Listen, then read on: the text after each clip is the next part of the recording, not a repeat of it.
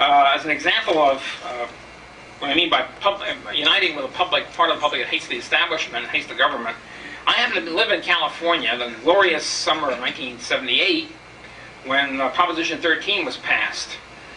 And it was a magnificent thing to see because everybody was against it. Everybody hated it. It's a terrible thing. It will destroy the state government. There won't be any police anymore if you pass this big tax cut, property tax cut. There won't be any schools. There won't be any firemen. The roads will decay.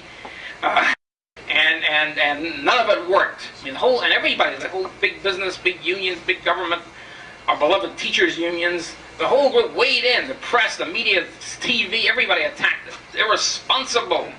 How can these people be so irresponsible in favor of cutting the property taxes by 2/3, a terrible thing? And as the thing built, as the hysteria mounted, the polls began to record that Proposition 13 was getting more and more support. It's a beautiful thing. And at the end, it swept the victory, but no establishment support whatsoever. 2 or 3 economists, and that was about it.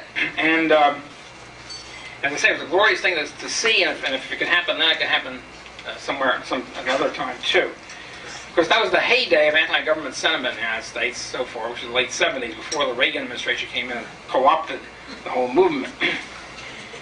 But it can happen again, because I think one of the glorious things about what's happening since President Bush got in, with 8 years of the Reagan miasma being lifted at long last, and the sort of narcosis or whatever, with the Reagan smile and the head shaking and all the rest of this.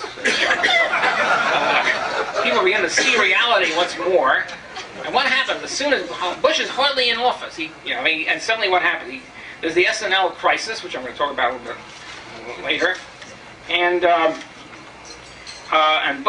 Secretary of Treasury Brady comes out with a brilliant idea. The way to save the SNL and pay off the depositors and increase, tax the deposits, bank deposits. Small tax, only 25 cents for every $100. What is it? The public won't care. By the way, here's, I think, a problem with the public choice people. They would say, also, the public wouldn't care. It's a small amount. The costs are spread over many people, teeny amount. And it was a magnificent, it was a wonderful thing. One of the greatest things that's happened in American politics in my memory, namely a firestorm of hatred, rose up. And in three hours, the whole proposition was dead. In 3 or 4 hours, it was great, because it was advanced at 10 o'clock in the morning one day, whatever it was. And by 3 o'clock, this crossfire, whatever was on, it says, it's dead, it's finished. I mean, Democrat, Republican, didn't make any difference. It's finished, it's idiotic, stop, that's it, it's out. So what a magnificent thing, it's just beautiful. It reminded me, of course, in the early 80s, even the high day of the honeymoon, they tried to put them withholding tax, remember, on interest and dividends. That was killed also. This is a great reversion of that.